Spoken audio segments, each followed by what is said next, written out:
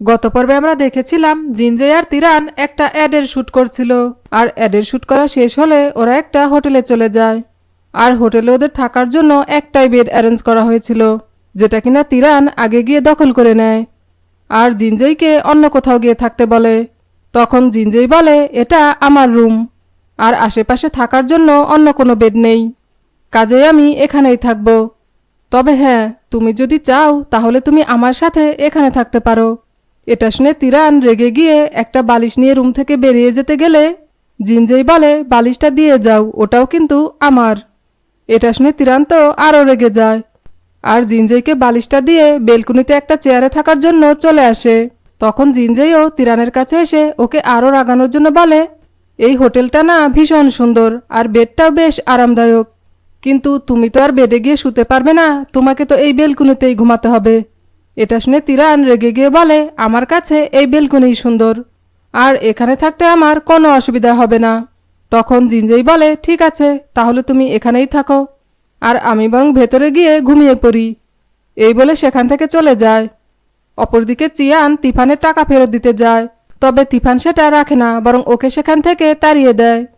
আর এদিকে চেয়ারে বসে তিরানের কিছুতেই ঘুম আসছিল না, আর তাইও ঘুমানোর জন্য টেন্টে চলে যায়। কিন্তু সেখানে প্রচুর মশা থাকার কারণে বাধ্য হয়ে ও আবারও রুমের ভেতরে চলে আসে, আর এসেই জিনজের পাশে শুয়ে পড়ে। আর এটা দেখে জিনজেই বলে, তুমি আমার বিছানায় কি করছো? তখন তিরান বলে, আমি বাইরে ঘুমাতে পারছিলাম না, আর তাই আমি এখানে ঘুমাতে এসেছি। এতে জিনজেই বলে, তার মানে তুমি তোমার আসল রূপটা দেখিয়েই দিলে, বলো তোমার আসল উদ্দেশ্য হলো আমার সাথে ঘুমানো, তাই তো? ঠিক আছে, চলো তাহলে আমি তোমার এই স্বপ্নটাকে পূরণ করে দিচ্ছি। আজকে আমরা দুজন একসাথে ঘুমাবো। তখন তিরান রেগে গিয়ে বলে, তুমি এসব কি বলছো? আমি মোটেও তোমার সাথে ঘুমাতে চাই না। এতে জিনজেই বলে, তাই নাকি?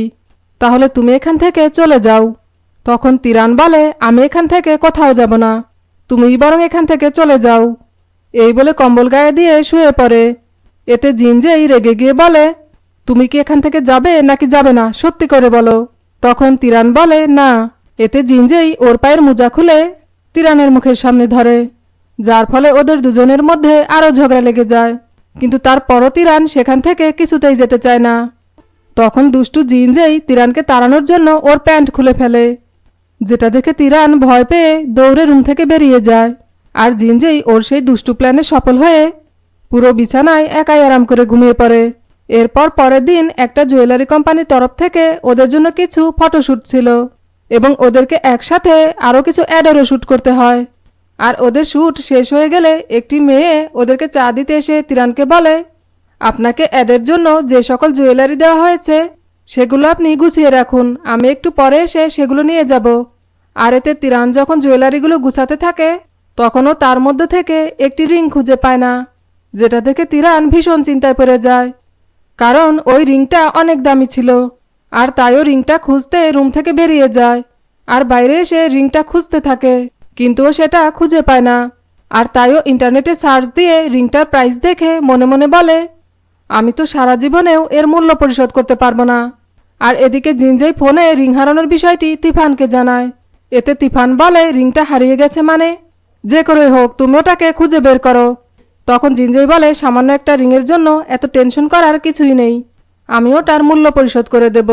এতে তিফান বলে, বিষয়টা শুধুমাত্র একটা রিংয়ের নয়, এর সাথে তোমার রেপুটেশনও জড়িয়ে আছে, কাজে যে করেই হোক ওই রিংটা আমাদের জুয়েলারি কোম্পানিকে ফেরত দিতে হবে, তা না হলে সবাই ভাববে জিনজের টিম হলো একটা আনপ্রফেশনাল টিম।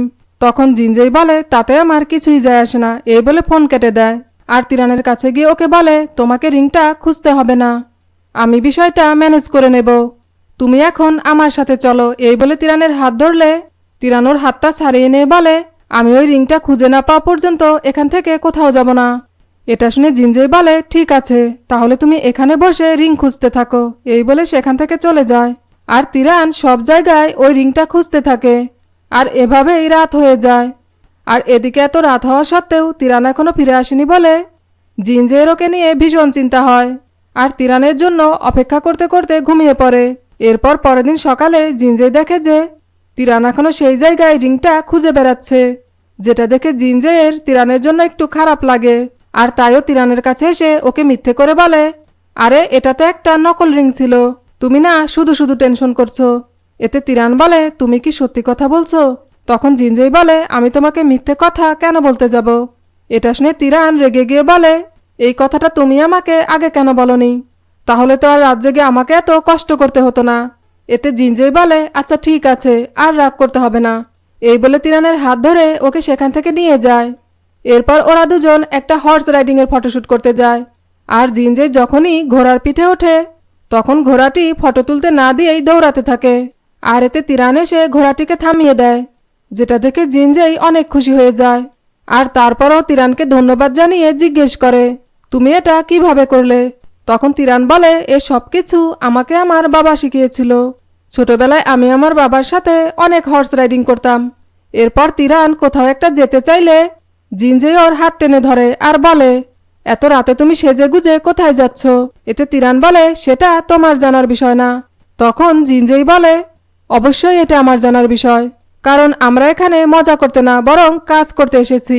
এটা শুনে তিরান রেগে গিয়ে বলে, আচ্ছা ঠিক আছে, আমি কোথাও যাব না। এরপর ওরা দুজন একসাথে বসে গল্প করতে থাকে, যেখানে জিনজেই তিরানকে জিজ্ঞেস করে, আচ্ছা তুমি ওই বাড়িটাকে ফিরে পেতে চাইছো কেন? এতে তিরান বলে, কারণ ওই বাড়িটা আমার বাবার, সেখানে আমার আর আমার বাবার অনেক স্মৃতি জড়িয়ে রয়েছে। এটা শুনে জিনজেই অবাক হয়ে তিরানের দিকে তাকিয়ে থাকে। এরপর পরের দিন সকালে তিরান ওই রিংটা খুঁজে পায়, আর এতেও ভীষণ খুশি হয়ে যায়। আর এটা দেখে জিনজেই বলে, কি হলো, তুমি হঠাৎ এভাবে লাফাচ্ছ কেন? তখন তিরান বলে, আমি রিংটা খুঁজে পেয়েছি, আর আমি ঠিক করেছি এই রিংটা আমি কিনে রেখে দেব। এটা শুনে জিনজেই বলে, কিন্তু এত টাকা তুমি কোথায় পাবে?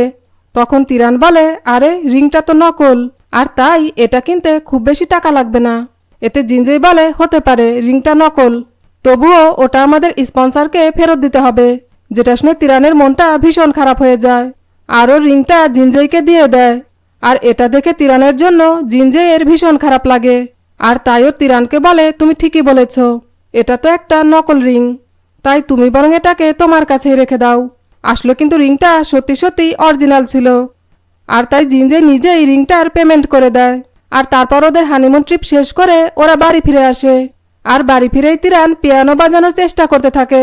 তখন জিনজেই তিরানকে উঠিয়ে দিয়ে বলে, চলো আমি তোমাকে শিখিয়ে দেই। এই বলেই নিজেই পিয়ানো বাজাতে শুরু করে, আর তিরানকে মিউজিক কম্পোজিং সম্পর্কে অনেক ইনফরমেশন দেয়।